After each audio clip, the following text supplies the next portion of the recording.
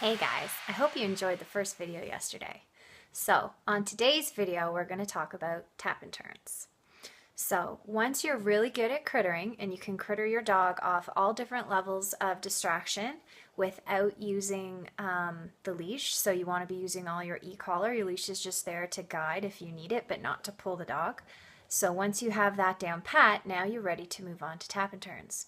So in this video that you're going to see, you'll notice that there's a few times where I move Doug out of my personal space bubble. So he wants to scoot up next to my leg a few times because he's concerned about the distraction. And his instinct is just to move closer to me. So what I do is I'm using my e-collar, I'm holding the button down, I'm guiding him back out into his own walking space, and then I'm letting go of the e-collar. So I'm doing this at his working level as I'm doing my tap and turns.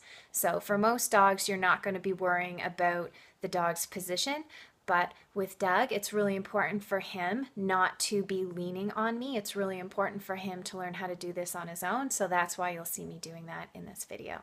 So again, with the tap and turns, much like crittering, what we're doing is we're teaching the dog about creating space and also creating engagement with the dog. So we want the dog to understand that when there is something approaching him that makes him feel insecure or fearful or like he's going to be reactive, we want the dog to know that we're going to help him and show him how he can create space from whatever he feels threatened by. And by doing this, we're helping keeping the dog under his threshold. And we describe threshold as the level of comfort that the dog can withstand before going into that state of mind where he's going to be reactive, explode, lunge, bark. So we always want to keep the dog below his threshold of reactivity. We don't want to let the dog go above that where he's becoming reactive and practicing those old reactive behaviors like the barking and the lunging and whatever. So the closer that you approach a distraction that your dog is fixated on or worried about, the closer you get to that dog's threshold. So with Doug, we've practiced this a lot, so you'll notice that I'm actually able to get quite close to my distraction dog and handler before doing my tap and turns and even my crittering and turning away. With dogs, when you're very first starting this out, you might have to be like 100 meters, 500 meters down the street, so you just catch a glance of the dog. It all depends on where that dog's threshold is of comfort. So we're always going to keep our dogs below that threshold, and we're going to master one step before moving on to the next. All right, guys, I hope you enjoy this video. Thanks for watching. Bye. All right, so we're on to the next step.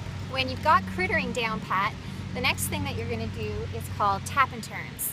So what that means is you're going to walk around your distraction, you're going to walk back and forth towards your distraction, and you're going to do a 180-degree turn, and as you do it, you're going to tap your e-collar. So we're going to do some of that with Doug, and this is another engagement exercise. You have to have your crittering down pat first though, because if the dog cannot become engaged with you from crittering, they're not going to be able to engage with you from tap and turns. So once your crittering is 100% and you get that full engagement for your dog where he is crittering off the distraction without pulling the leash, it should be completely loose, and just by using your e-collar levels, the dog should choose to turn on his own and come back with you and create that space. When you can do that every time, then you would move on to tap and turns. So this is what a tap and turn looks like. Let's go, Doug.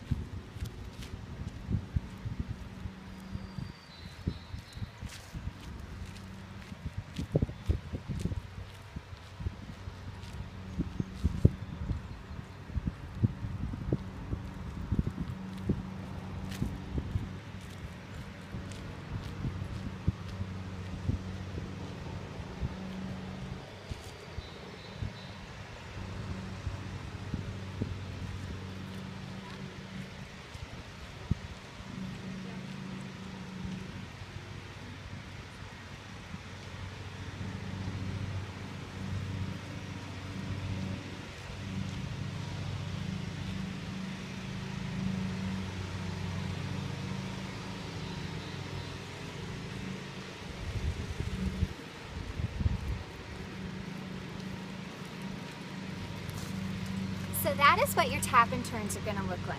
They should be very low key. The dog should be very, very comfortable. If at any point your dog starts to fixate or you think he's going to become reactive again, it means you've gone too fast, and what you need to do is go back to your crittering exercise.